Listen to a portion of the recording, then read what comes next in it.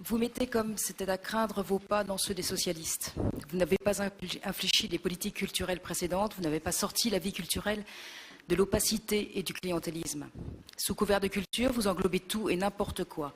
Quelle différence, Monsieur le Président, mes chers collègues, entre les louables objectifs affichés de la politique culturelle et la réalité des délibérations qui nous sont régulièrement proposées. Nous avons pour notre part une haute opinion de la culture, qui est l'ensemble des connaissances, des savoir-faire, des traditions, des coutumes propres à un groupe humain, à une civilisation, qui est la recherche de l'accroissement de l'intellect, de l'expression d'une émotion.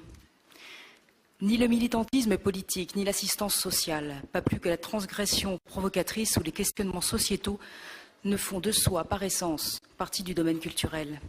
Quel intérêt régional, quel développement intellectuel ou esthétique peuvent bien véhiculer la tenue de spectacles militants qui dénigrent la France ou l'attachement à celle-ci, le financement de scénettes burlesques prétendant à œuvrer à l'insertion, d'ateliers destinés à rendre l'estime de soi aux détenus. De tels exemples se comptent par dizaines.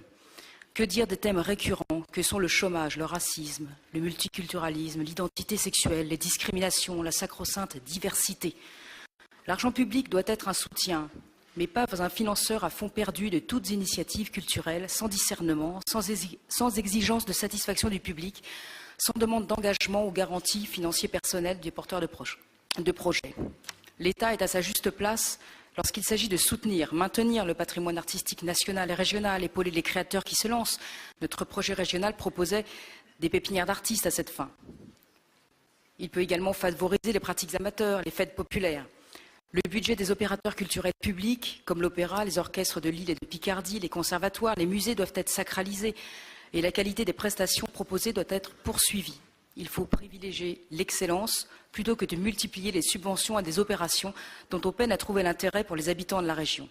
Toute opération doit passer au filtre de l'intérêt général et plus particulièrement de l'intérêt régional, ce qui est très loin de la politique que vous menez. C'est pourquoi nous nous abstiendrons sur ce chapitre.